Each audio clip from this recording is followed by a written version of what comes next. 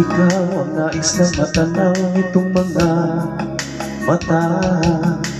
What's up guys? Muli po tayo nagbabalik sa ating channel. Pag-usapan po natin ngayon guys, ang isa pong brand po na Platinum na Pikitin version 1.3. Pag-usapan natin guys kung ano po ang nadagdag sa kanya, ano ang nabawas, at ano ang kaibahan niya doon sa Pikitin version 1.1. At kung gusto niyo yung malaman guys, yan po yung pag-uusapan natin ngayon dito lang sa ating vlog.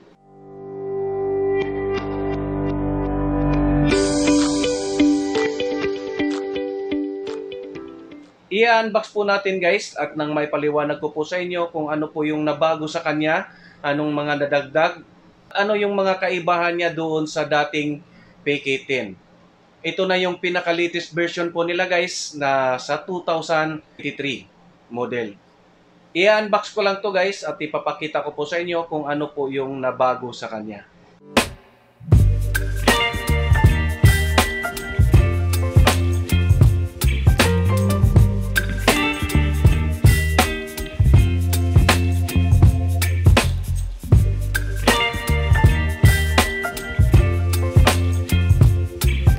I-unbox na po natin at isa-isahin na po natin ipaliwanag kung ano ang meron sa kanya. Ilapit ko lang itong camera para makita nyo po. Wala pa rin namang pinagkaiba guys doon po sa dating Pikitin version 1.1 sa forma. At babanggitin ko lang po guys kung ano po ang meron sa kanya nung nai-unbox na po natin. Ang pinakauna po nating natanggal ay ito pong songbok. Gaya nito guys, may songbok na po siya. At ang kasunod naman ay lagayan po ng microphone. Gaya nito. Isa po ito guys sa babanggitin ko po ngayon kung ano po yung nabago sa kanya. Dahil doon pa sa version 1.1, wala pa po siyang pindutan. Kumbaga, gagamitin mo po yung remote niya. Mag-dial ka ng number or mag-search ka ng mga songs, doon ka po sa remote. Kahit hindi ka nagagamit ng remote, hawak mo itong microphone, makapag-dial ka na po ng mga songs po niya. Dalawa po ito guys.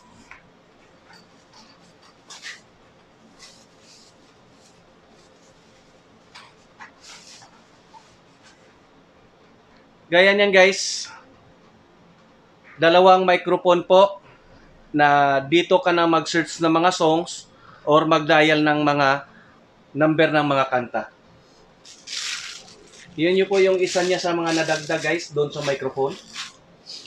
At ang nadagdag naman po, gaya nito, kasi doon sa version 1.1,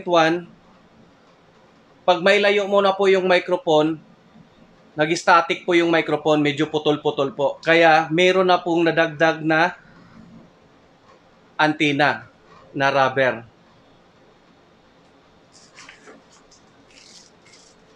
At syempre, nandito pa rin yung remote.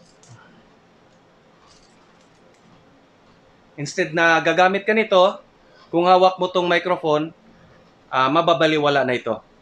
Itong pinaka-handheld remote. Kasi itong microphone ay pinaka-remote mo na rin. Ayan guys, ang mga nadagdag po sa kanya. At babanggitin ko lang po yung songs po nito kung ilan. Yung specs po ng Pikitin po natin. Ang Pikitin po natin ay meron po siyang 21,000 songs. Battery and AC powered. Song recording. At digital UHF wireless microphone. Meron na rin po siyang treble and bass control, line out, USB micro SD card input, guitar input with volume control, karaoke scoring, microphone control and effects, wireless music streaming. At sa specs po niya guys ay meron po siyang Bluetooth 5.0 at AC input voltage po niya ay 220 volts to 50 Hz.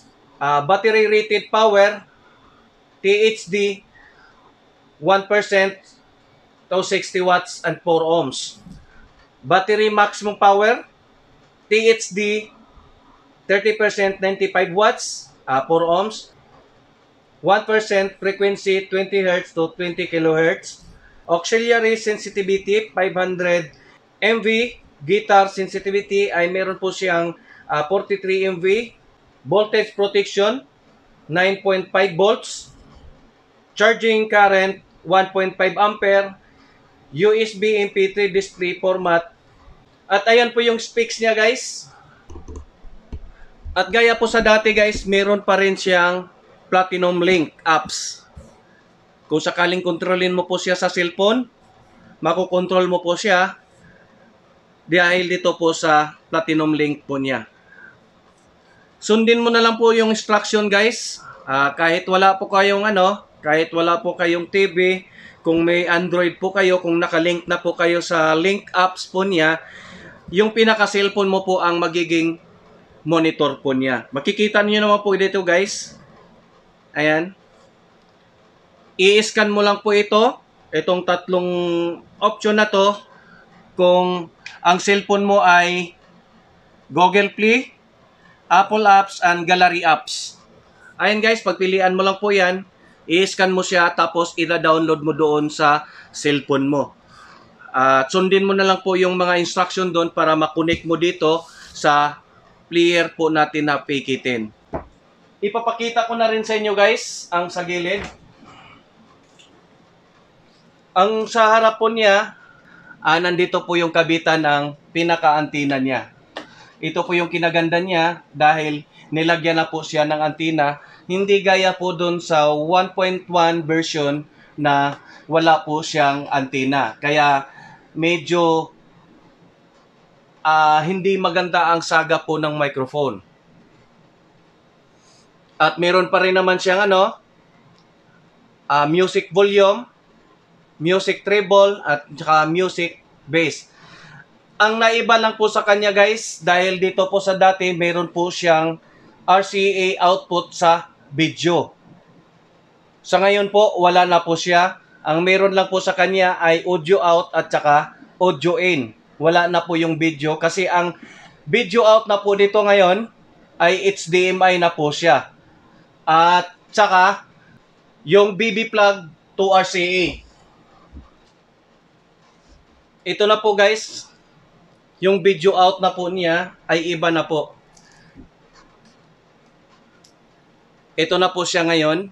Dati kasi, yung version 1.1 ay tatlo pong ganito kabilaan. Ngayon po, ito na po yung dulo. Baby plug. Dito muna po siya ilalagay.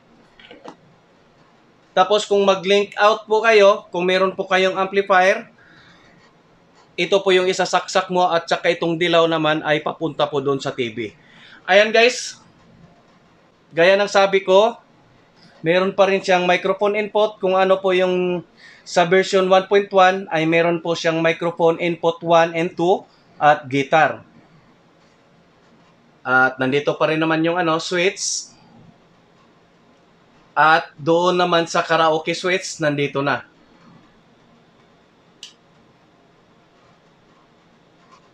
Line mode.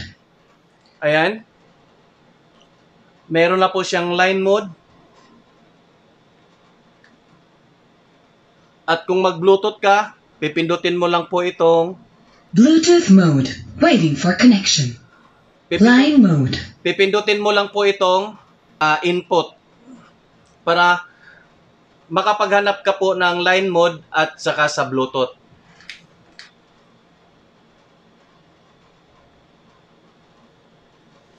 Ite-test po natin siya guys kung gaano po siya kaganda tumunog.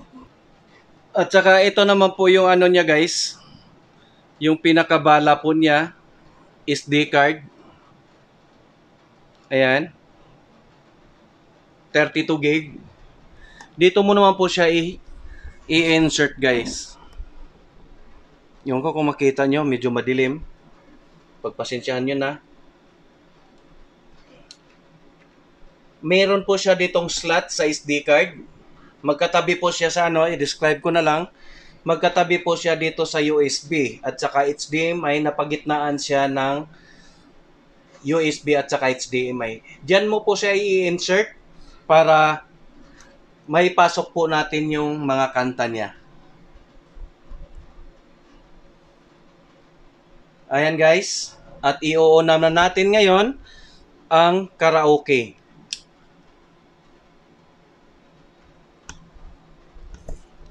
Ayan na po, lumabas na po siya guys sa TV.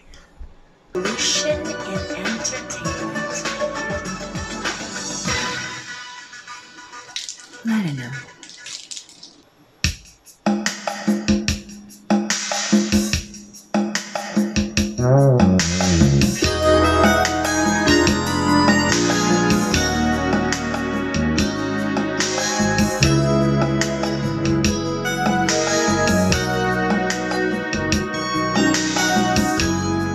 Kahit minsan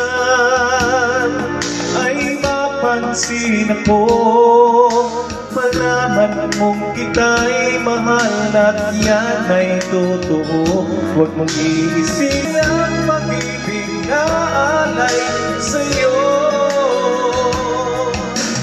Hanap ng puso ay laging ikaw, tanging nais ko'y ang iyong pagmamahal. Sa'yo'y tunay,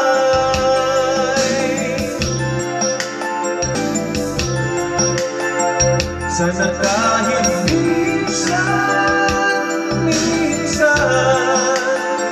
sana kahit minsan, sana kahit minsan.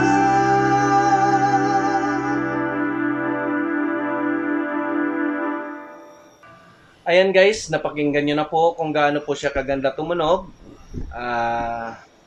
Masabi ko lang po, may kaibahan man sila konti doon sa PK10 version 1.1, pero same pa rin po yung tunog. Na iba lang po doon sa dito po sa microphone na in-upgrade na po nila.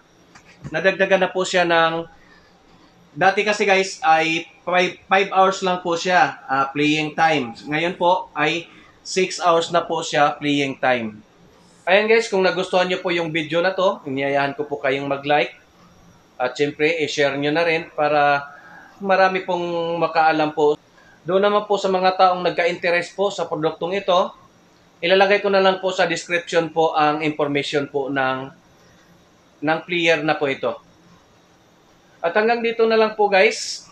Maraming salamat po sa inyong pagsubaybay po sa aking video. At doon naman po sa mga viewers po natin na hindi pa nakasubscribe, inyayahan ko po kayong mag-subscribe. At syempre, i-like nyo na rin. At pakipindot na rin po ng notification bell para ma-notify kayo kung may mga bago tayong video gawin na kagaya po nito. Hanggang dito na lang po guys. Ingat and God bless.